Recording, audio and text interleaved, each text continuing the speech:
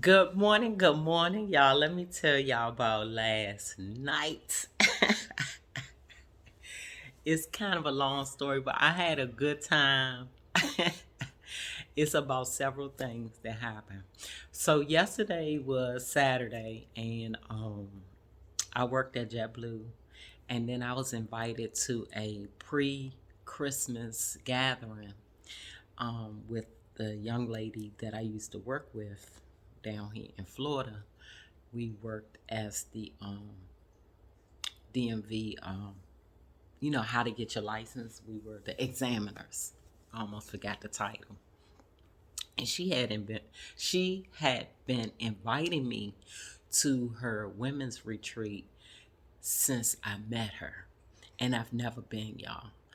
Um, First, it was because you know I didn't really know her too well, and me getting together with other people in an intimate, I really wasn't ready.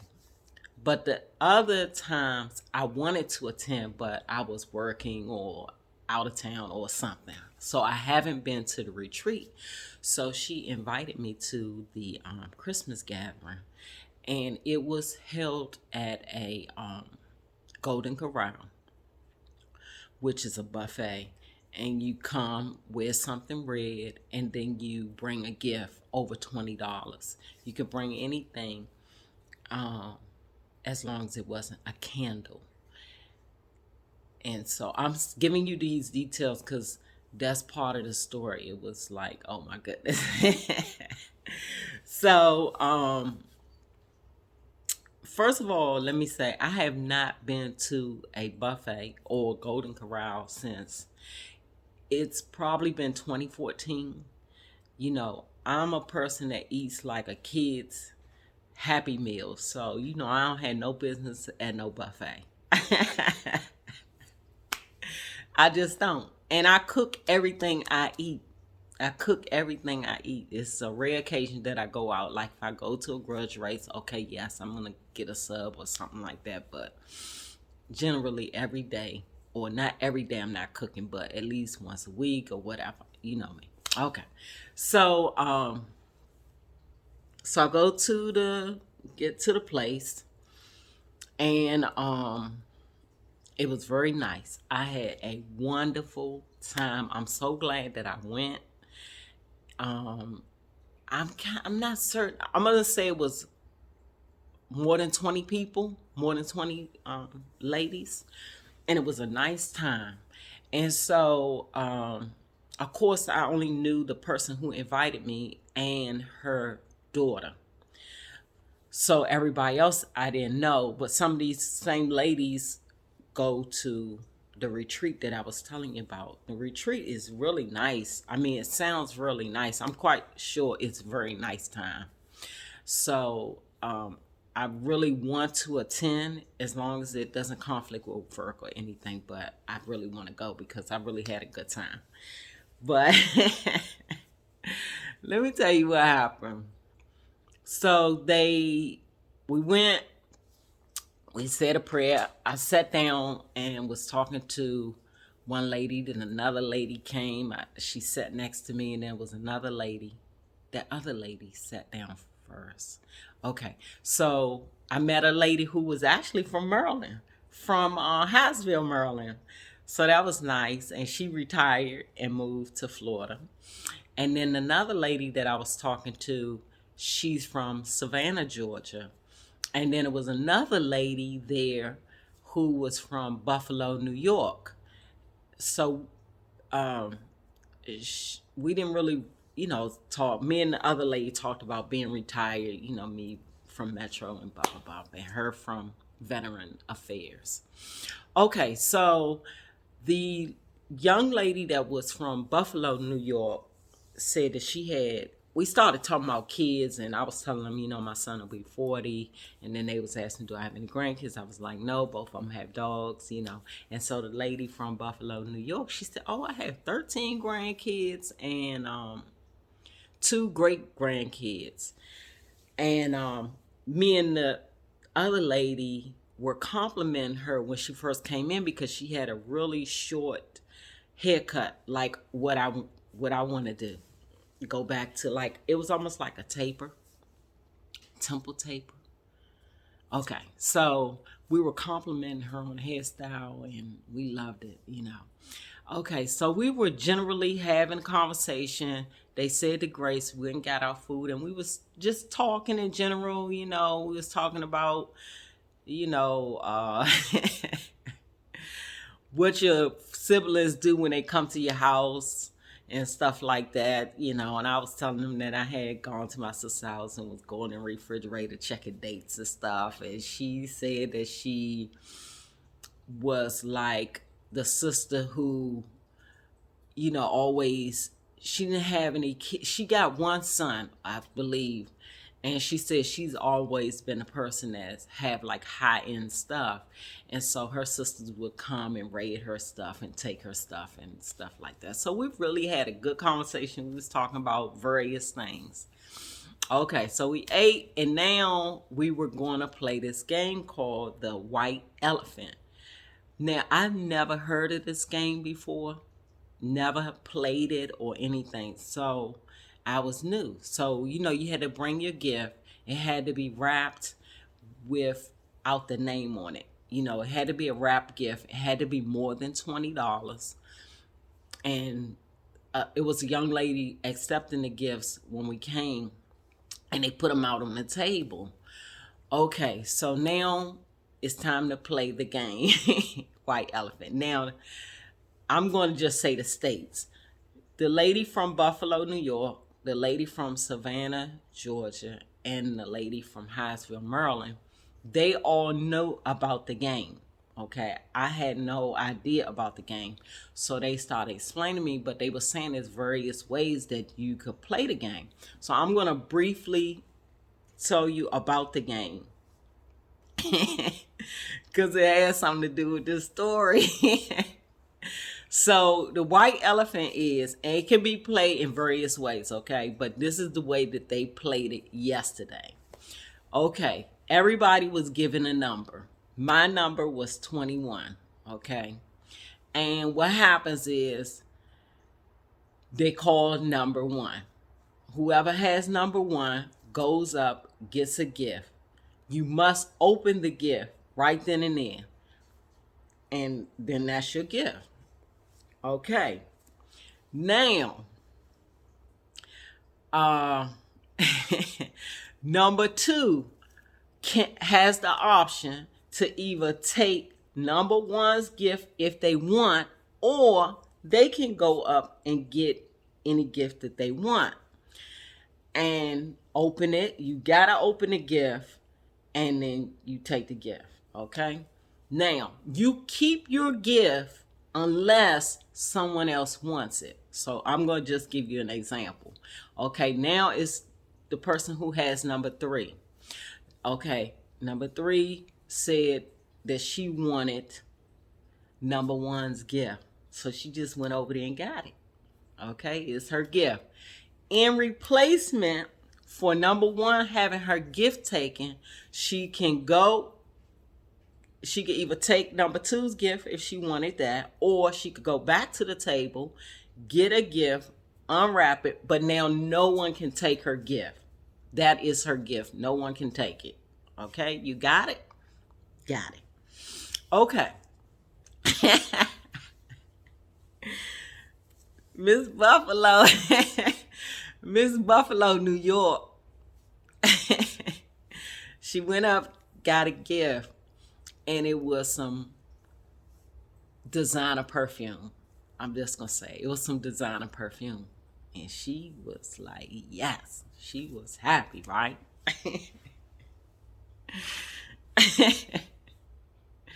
It's not funny, but it is funny, okay? So the game goes along. It's another person's turn. They want that designer perfume, and remember, they can get it because that's the game. So the lady goes over to get the designer perfume from Buffalo, New York. Now, Buffalo, New York, she didn't stand up, but she was like, you're not getting this gift. This is my gift. I'm from New York. I was like, sort of kind of serious, but not, but more serious. And she was like, you ain't gonna get this gift and this and that. Then she hastily gave the gift to the lady. She did not want to give up that designer perfume, okay? And so what she said was, this was the best gift in here, and there ain't no other gift gonna be worth it. Okay, I'm gonna tell you, most of these ladies in here were like church ladies, because we were just having a conversation with Miss Buffalo, New York, trying to find a church home. She talked about her church, how she traveled with the church and was singing and being at church at 7:30, going home at 7:30 p.m., going to this state with the pastor, singing in the choir. She did not want to give up that gift. So now, because the lady wanted her gift, she has to go up there and get another gift. But remember, now they cannot take it. Whatever she gets, she got to open it, but nobody can take the gift. Okay, man, she goes up. She's complaining, hey, that's the best gift here. And, ain't no other gift gonna be whatever. So she picked another gift anyway, right? And it was a nice beauty organizer. Okay, it was very nice. It was a beauty organizer. But she was like, I don't need this. I don't want this.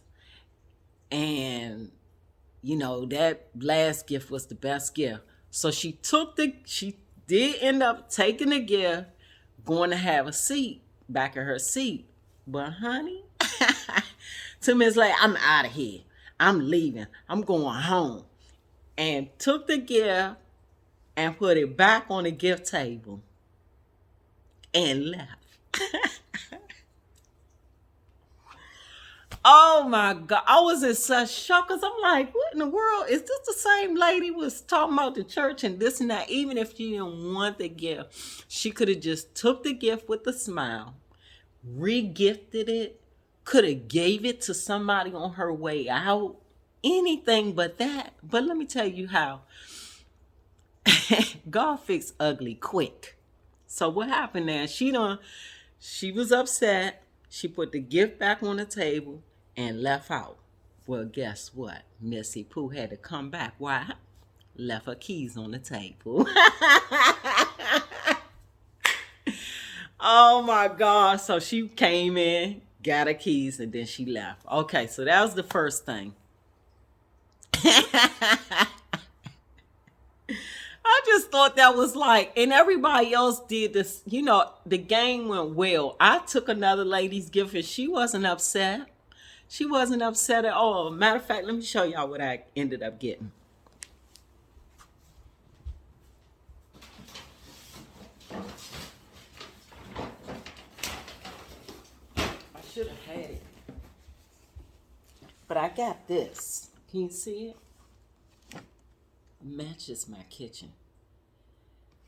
What I picked was, what did I pick? Oh no, I didn't pick anything. I just went and took it from the lady. Then the lady I took that from had to go up and get another gift, and she went and got another gift. I don't remember what she got, but that's what she got. So I really like my little gift, right? So that was the first thing. I just couldn't believe that she did that. I'm like, what in the world? Okay, so now, once I left the event, I said, let me go on out here and do a little Uber or Dash. I wanted to sign into Dash. I did sign into Dash, but they didn't have anything available. So I ended up signing into Uber. And I'm going along. I'm getting things, picking food up and all this stuff. Okay, now, this is my first time getting like where it says you have 2 pickups and then it was 2 different people going to get the orders, right? Okay, so this this one was go to steak in a shack. I might not be saying it right, y'all. I don't know. It's steak in a shack. I think it's steak in a shack. Okay, well, the person ordered two milkshakes and two other drinks. Or four milkshakes. It might have been four milkshakes. Okay, so that's the first pickup. The second pickup wasn't that far, and somebody had ordered a lot of Dominican food. Okay, now it's time to drop the stuff off. You would think the person with the shakes would be that first drop off, but it was not the case. The person with the Dominican food was first. And I was saying to myself, if it's me, I ordered some milkshakes. Like, how long? You know what I'm saying? It wasn't no right down the street. It wasn't no 5 minute down the street, okay? It was like 15 minutes. Milkshakes, okay? Now, so I get to the first place, and the first place, the guy know he lives in a gated community and didn't give me the gate key. This the one with the Dominican food. Dominic food.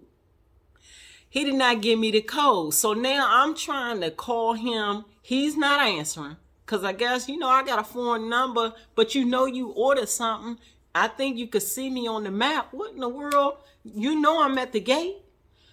Okay, now it's a guy in the neighborhood I said, I'm here for a delivery, but I can't get in. And the guy graciously opened the gate for me, right? From his phone, he's able to do it. Okay, now I get to the building because this guy wants the food brought to his door. One, you ain't give me the gate code. After the guy let me in, then he started texting me the gate code. I'm already in. Now I get to the building. They have a fob system. You can't open up the door if you don't have a fob. And he knows, you live here, you know that. You know I'm standing outside at the door. So now I'm on the phone saying, I can't get in the building. I'm like, what's going on with these people? I'm ready to leave. I got the person. Remember, I got his milkshakes. He's waiting. And you fooling around, don't give me the gate code and don't tell me to meet you at the door of a building. I can't get in. So I'm texting. I said, listen, you're going to have to come or I'm going to have to leave your food right here at the front door. I have other orders. Okay, not that that's his problem, but the problem is you didn't give me no gate code and then I can't get in your door. Then when he come outside, I say, I can't get in the door. He said, oh, the door's always unlocked. I said, well, sir, tonight it's not. So he took his food and went. And that guy gave me a $5 tip, this one. Okay, now I'm racing to give the guy the 4 milkshakes. So I was so busy racing, I saw he gave me the gate code, and it was nighttime, and I went in. Okay, they had gates on both sides, but you could just freely go in, freely go to the gate. You could freely go to the gate. And I was like, it's just a gate. It's not for key code or the passcode. So I was like, what in the world? So I started texting him, and he said, you need to go on the visitor side and put in the call thing. So what I noticed is somebody was behind me back. Now, they didn't drive up to the gate like I did. They were back.